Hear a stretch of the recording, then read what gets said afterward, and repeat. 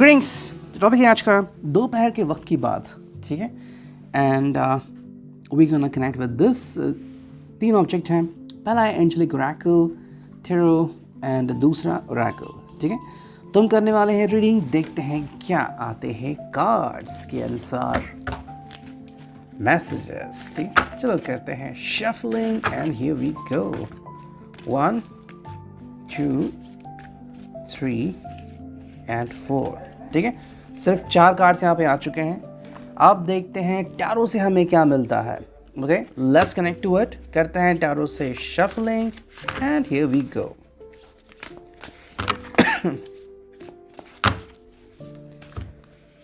One, 2 3 4 5 and 6, ठीक है। 6 card आ चुके हैं from the tarot itself. And Oracle से भी देखते हैं क्या कार्ड्स आते हैं, ठीक है। 1 2 3, ठीक है। तो ओरेकल से हमें 3 कार्ड मिले हैं। Let's connect with the reading, ठीक है। चलो देखते हैं क्या है मैसेजेस। सबसे पहला जो कार्ड है वो है एटीट्यूड इज अलाइव, ओके। तो ये जो भी पर्सन है, it may be about you या फिर आपके पर्सन के बारे में हो सकता है। जिसको भी रिजोनेट हो, जितना आप उतना ले सकते हो, ठीक है। यानी कि एटीट्यूड को भूलना बिल्कुल भी गलत बात होगी। इस पर्सन का एटीट्यूड अभी भी जिंदा है, ठीक है। मतलब ये पर्सन डिसऑनेस्ट नहीं हो सकता, ये पर्सन वापस से सही ट्रैक पे आ जाएगा। Don't need to worry about that person. Second जो कार्ड है टाइम टू रिट्रेन, यानी कि खुद के ऊपर कमांड लेने की ये कोशिश करनी चाहिए। कई बार हम अपना आपा खो बैठते हैं या फिर कई बार हम खुद को ही ब्लेम करते हैं। ये करना ज़रूरी नहीं होता है, इससे हम खुद को ही चोट पहुंचाते हैं, ठीक है। ज़रूरी बात ये होती है कि हमें कई बार अपने माइंड को ट्रेन करने की ज़रूरत है। यूट्यूब पे अगर आप सर्च करोगे तो काफ़ी ऐसी वीडियोस मिलेंगे कि ट्रेन योर माइंड या फिर माइंड प्रोग्रामिंग, मतलब सही तरीके से सोचना, और गलत तरीके से सोचने के कारण, जैसे कि किसी ने किसी को छोड़ दिया, फिर कोई बात नहीं कर रहा है, किसी ने डांट लिया, सबके सामने अपमान हो गया, तो ये पर्सन डिप्रेशन में चला जाता है और ये बिल्कुल भी गलत बात होती है हमारे लिए। तो ये ना हो, इसलिए हमें अपने मन को खुद ही ट्रेन करने की ज़रूरत है। नेक्स्ट जो कार्ड है वो है बी हम्बल, ठीक है। या तो ये पर्सन या फिर आपके बारे में हो सकता है। बी हम्बल यानी कि भाई विनम्र रहे, and that is the key point of this relationship. आपके रिश्ते में अगर ये कमज़ोरी है तो अब दोनों को मिलकर वर्कआउट करने की ज़रूरत है। ये पर्सन शायद इसको और ज़्यादा फॉलो अप कर रहा है, that is a wonderful thing. Have you asked this? कई बार हम रिलेशनशिप में ऐसी जगह पे आते हैं और खुद से सवाल पूछते हैं कि क्या हमने ये कभी सोचा था। कई बार हमें लगता है कि भाई ज़िंदगी में चेंजेस होने चाहिए, लेकिन क्या यही चेंजेस हमने चाहे थे? तो ज़िंदगी is always clueless, sometimes only we get the clues, ठीक है। अब देखते हैं टैरो से हमें क्या रीडिंग मिलती है, and then we will move on to the oracle, ठीक है। So let's connect to the tarot, and as you can see, the first card is release, यानी कि डेथ, ठीक है। Endings that lead to new beginnings, transformation हो सकता है या फिर इस पर्सन के अंदर बदलाव आ रहे हैं। ये आप भी हो सकते हो, आपके अंदर भी शायद बहुत सारे बदलाव हो रहे हैं।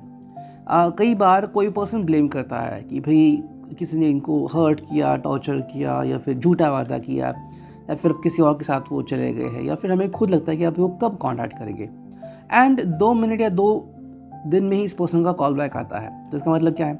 देखो, हम अपने ही सोच में डूब जाते हैं, लेकिन हम ये भूल जाते हैं कि ज़िंदगी सबके लिए एक जैसी नहीं होती। अनुभव मिलना बहुत बड़ी बात होती है और हर एक को सेम अनुभव नहीं मिलता। जैसे कि मान लो आपको पता है कि इस जगह पे हमेशा ट्रैफिक जैम होता है, तो आप वहाँ पे नहीं जाएंगे। इनफैक्ट अपने फ्रेंड को भी कहेंगे कि भाई वहाँ पे मत जाओ, ट्रैफिक जैम होता है। तो अनुभव आपको मिला, लेकिन आपने ये सीख अपने दोस्त को दी। The same thing is happening between both of you. Second जो कार्ड है वो है द स्टार, यानी कि ये कार्ड यहाँ पे आ गया। सेकेंड जो कार्ड है वो है 7 of pentacles. Seeds well planted, efforts और investment that will be rewarded in the future. The need for patience, थोड़ा सा धीरज रखने की ज़रूरत है।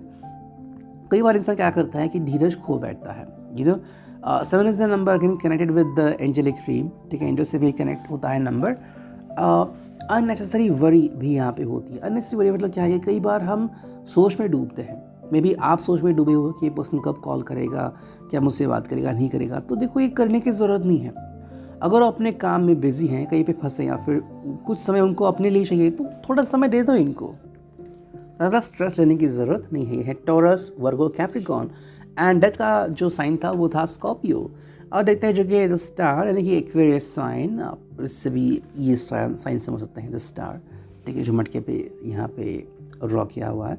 Have faith the future is bright, ठीक है, ड्रीम्स कम ट्रू, मतलब बहुत ही अच्छा कार्ड है एक्वेरियस वाला कार्ड। देखो स्टार मतलब देखो हर एक को कोई ना कोई होप होती है, और ये इच्छाएं कब पूरी होगी ये कोई नहीं कह सकता, लेकिन इस कार्ड का मतलब है कि जल्द ही पूरी होंगी, लेकिन आपको सब्र रखना होगा, जो इसके पहले वाला कार्ड था। नेक्स्ट इज द एम्प्रेस, बहुत ही beautiful card, time to take action and creative projects, abundance and prosperity. Empress का मतलब है कि देखो काफ़ी बढ़िया चीज़ें हो सकती हैं अगर आप यूनाइट होना चाहते हैं, आपका पर्सन यूनाइट होना चाहते हैं, अगर आप कनेक्ट करना चाहते हैं एक दूसरे से, you gonna be hugs and kisses and intimate things and what not, तो ये चीज़ें काफ़ी सही होगी, रोमांस काफ़ी अच्छा होगा आप दोनों के लिए। Then you got this one जो कि है 9 of pentacles, okay, enjoying the fruits, self employed, enjoying your solitude. कभी कभी इंसान अकेला भी रहना चाहता है, लेकिन उसे वो मिलता है जिसका वो हकदार है, ठीक है। इसका मतलब है कि जल्दी कुछ ऐसी चीज़ें होंगी कि आप सब लोग बहुत खुश हो जाएंगे, and that is the thing which we are looking for, ठीक है। काफ़ी अच्छी चीज़ें हो सकती हैं, तो अपना भरोसा आपने जिसके ऊपर भी रखा है और भरोसा रखिए, जल्द ही काफ़ी अच्छी चीज़ें हो सकती हैं, लेकिन पेशेंस की बहुत ज़रूरी है। यह है taurus, Virgo and Capricorn. Next जो कार्ड है ये है फिनाले कार्ड, जो कि है 8 ऑफ वॉन्ड्स, ठीक है, यानी कि फायर साइन, एरिस, लियो, सैज।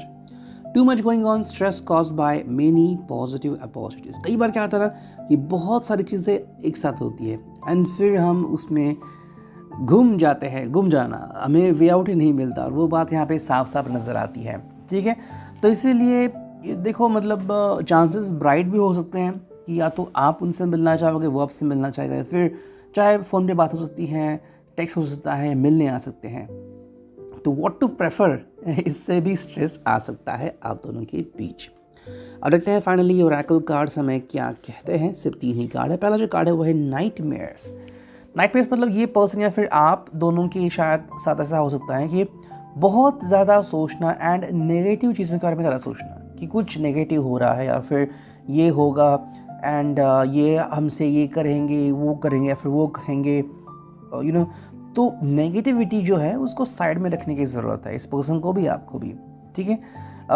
शायद अगर ये इस चीज़ से गुजर रहा है तो धीरे धीरे से ही आगे बढ़ेगा, आपको थोड़ा इनको समझना होगा, ठीक है। नेक्स्ट जो कार्ड है वो है मेमोरी, एंड जो फिनाले कार्ड है वो है कॉजेस ऑफ एक्शन।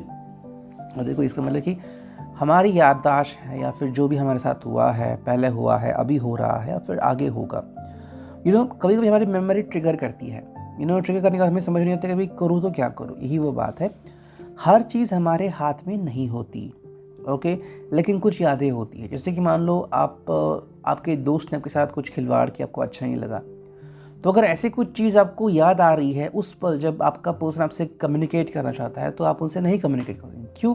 कि आप तकलीफ़ में हैं।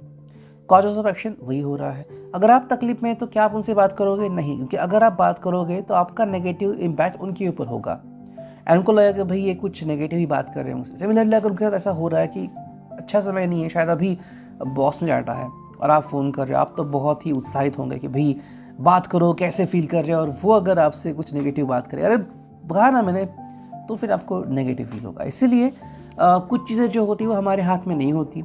ऐसा हो रहा है तो थोड़ा समय दीजिए इस पर्सन को, जैसे इसको लगा कि भाई हाँ चीज़ें सेटल हो रही हैं एंड वो इस पर्सन से उभर चुका है या उसने अपनी याद को कहीं और छोड़ दिया है, दफना दिया है, तो ये पर्सन ज़रूर आपसे कम्युनिकेट करेगा।